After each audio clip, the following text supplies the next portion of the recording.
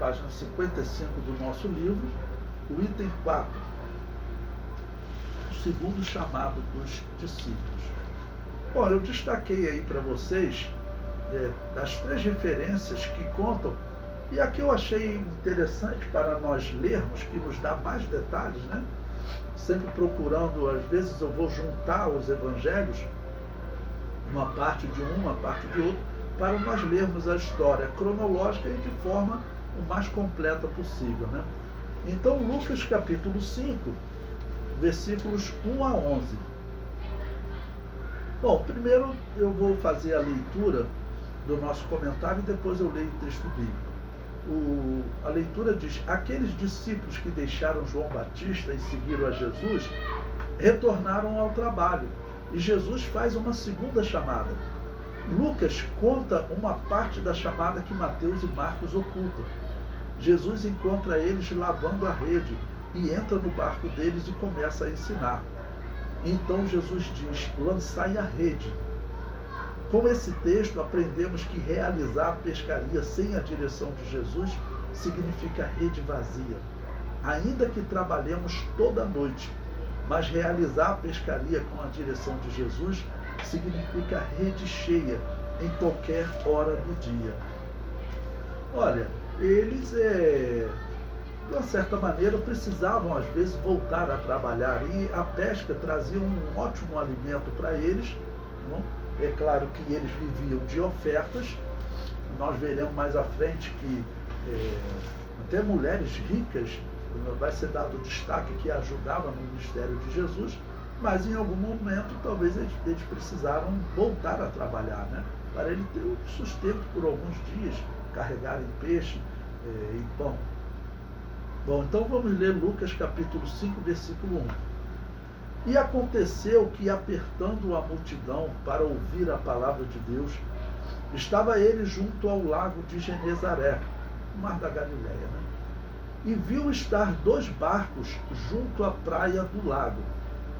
E os pescadores, havendo descido deles, estavam lavando as redes. E entrando num dos barcos, que era o de Simão, Pedro, né? Simão já era um discípulo de Jesus, mas estava aqui nessa região e resolveu pescar. Pediu-lhe que o afastasse um pouco da terra, e assentando-se, ensinava do barco a multidão. E quando acabou de falar, disse a Simão: faze-te ao mar alto, e lançai as vossas redes para pescar.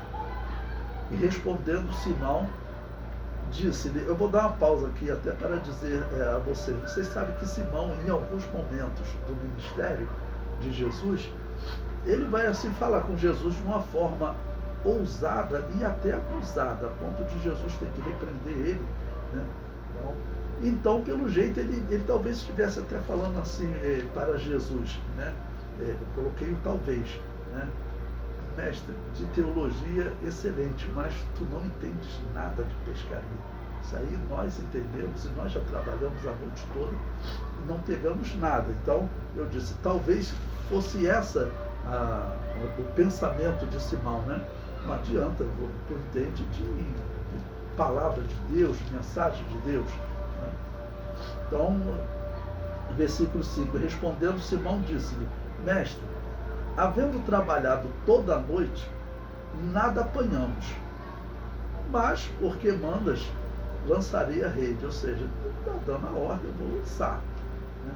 E aí está implícito no meu entender ele dizendo, eu entendo do assunto, né? Então, e até talvez dizendo, tu não entendes do assunto, mas tu está mandando, eu vou lançar.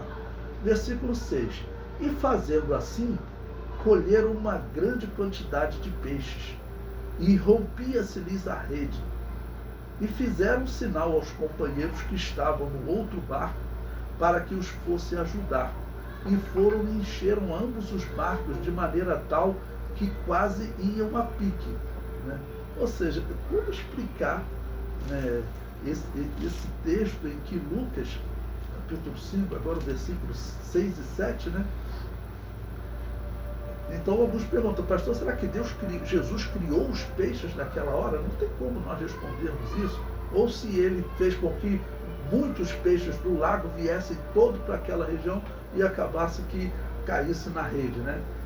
A questão da mensagem, que nós temos sempre que olhar pela mensagem, o que eles precisavam entender, o que nós precisamos entender, é que em todos os aspectos da nossa vida, seja o aspecto de conseguir ganhar o nosso pão, aí falando profissionalmente, ou seja no aspecto da pregação da palavra, de onde nós vamos colocar uma igreja, vamos dizer, se tudo nós fizermos seguindo a palavra de Deus, seguindo a orientação de Deus, orando para que Ele nos oriente, o resultado vai ser assim de uma diferença que não tem como você calcular.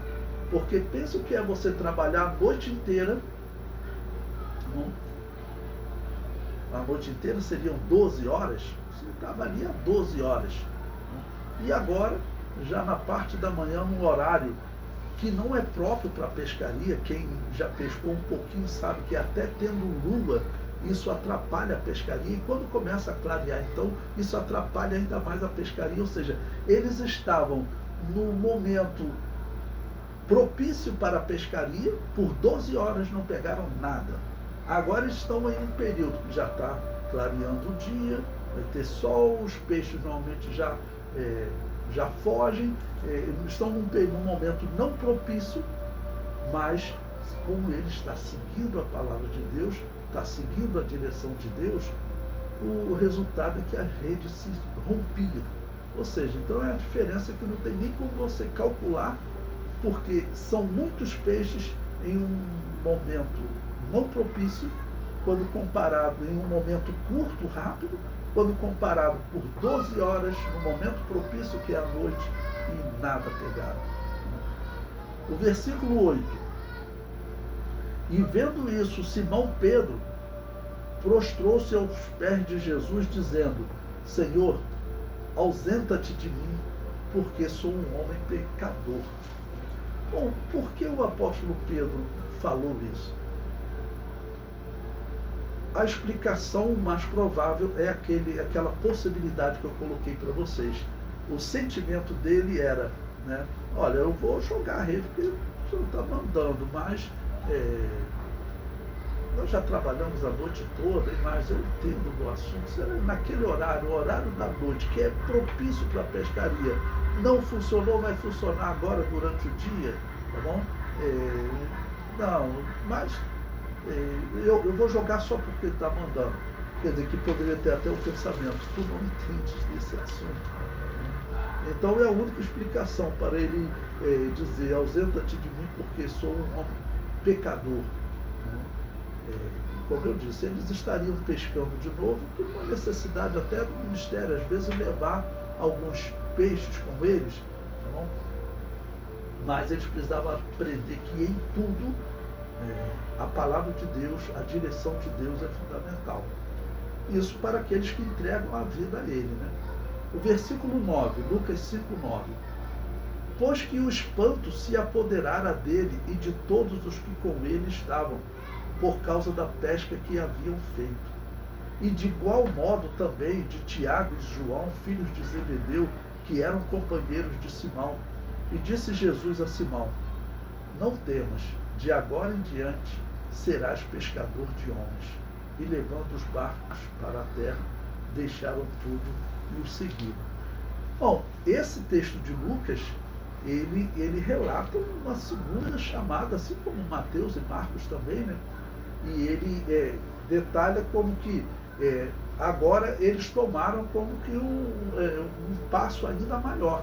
Né? Como eu disse para vocês, Jesus tinha participado de uma Páscoa, ele está no primeiro ano ainda do seu ministério, nós não temos como dimensionar a quantidade de meses, tá bom? O ministério começou na Judéia e ele veio agora, começou na Galiléia, nas bodas de Caná da Galiléia, mas logo depois ele foi para a Judéia, ficou lá um tempo e retornou agora para a Galiléia. Lá na Judéia ele participou da Páscoa. E a Páscoa é sempre marcante para nós identificarmos se ele está no primeiro, no segundo ou no terceiro ano. Bom, coloquei aí também Mateus capítulo 4, versículos 23 a 25, que ele diz: e percorria Jesus toda a Galileia, ele está na região norte, né?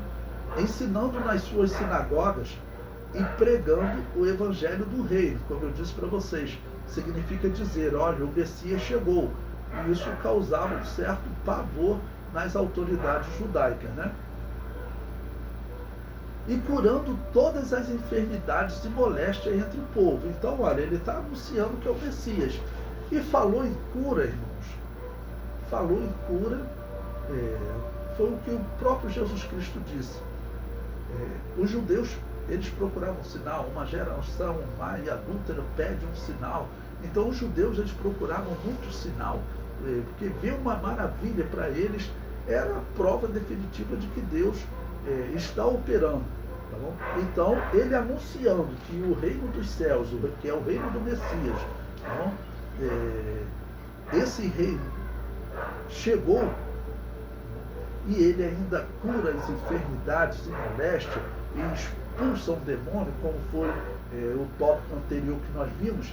Então aquilo está aumentando a fé na região pobre de Canaã. Porque a Judéia, que era a região onde estava Jerusalém e onde estavam os políticos, né? Era a região mais rica, se contar toda a Canaã.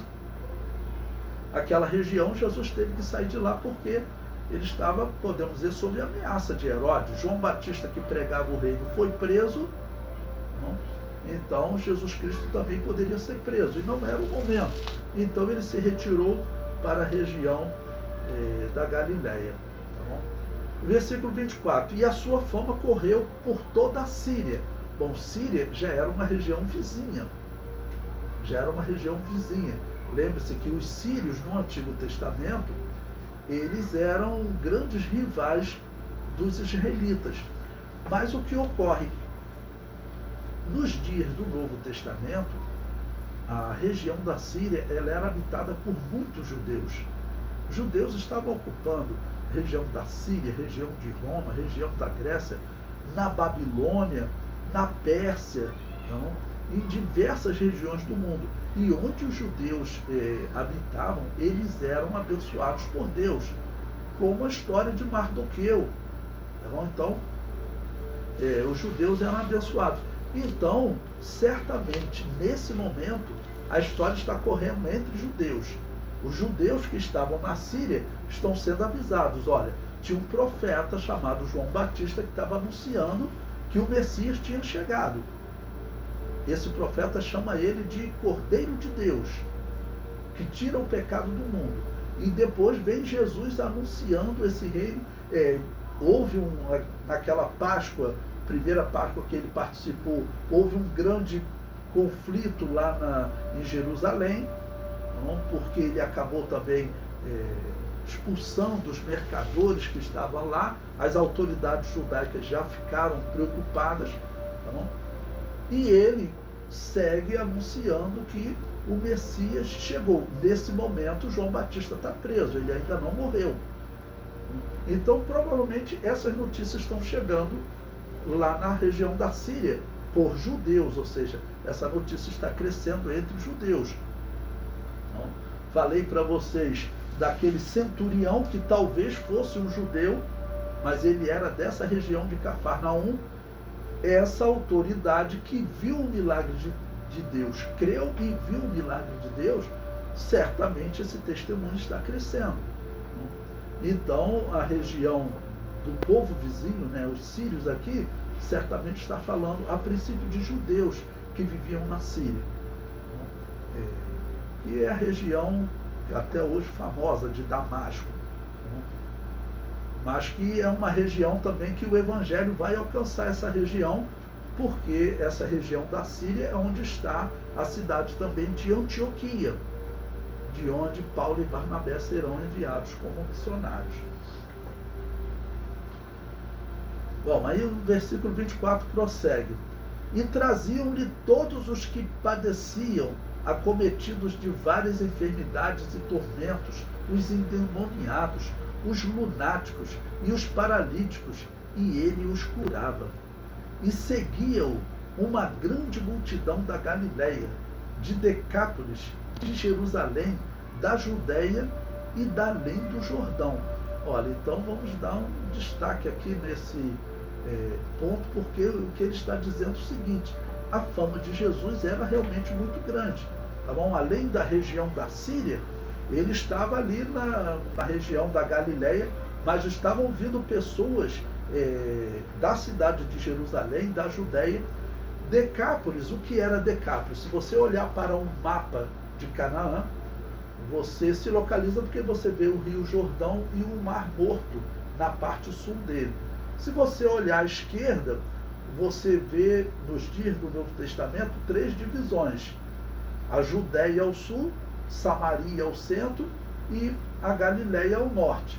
Se você olhar para a direita do Rio Jordão, uma da região que você vê era chamada de Decápolis, onde tinham 10 cidades, e os gregos tinham o hábito, né, de às vezes dar número, como Pentecostes, 50 dias, então eles chamaram de 10 cidades, Decápolis.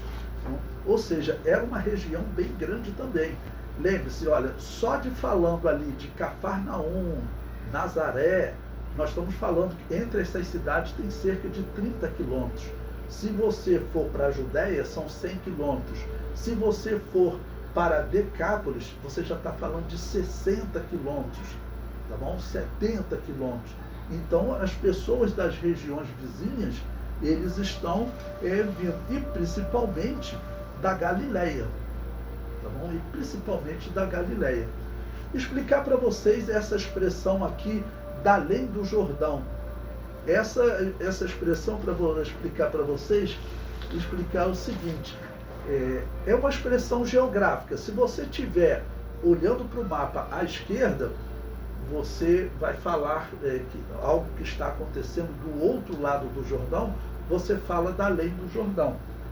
Então, dependendo do momento histórico, o da além do Jordão representa uma coisa ou outra. Eu falo que alguns alunos já me perguntaram: pastor, o senhor está falando de da além do Jordão, mas, por exemplo, aqui, o da além do Jordão significaria a região, não onde estava a Judéia, Samaria e Galileia, mas onde ficaram as tribos de Gade, de Rubens e de Manassés. Tá bom? Se você pegar Deuteronômio, quando Moisés ainda não atravessou o Rio Jordão, ele está do lado direito do mapa.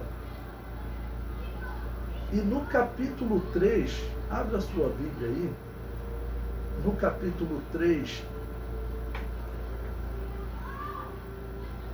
Deuteronômio, capítulo 3, eu vou ler o versículo 25. Então, olha, eles estão nas conhecidas Campinas do Jordão, tá bom? Ainda não atravessaram o Rio Jordão. Moisés não vai atravessar o Rio Jordão.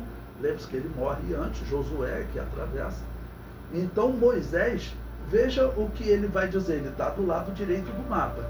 Versículo 25: rogo-te que me deixes passar o Jordão, né? Para que veja esta boa terra que está da além do Jordão. O pregador, o professor, como que ele vai usar essa expressão da além do Jordão? Como eu disse para vocês, funciona tanto de um lado quanto do outro. Depende do lado que você está contando a história.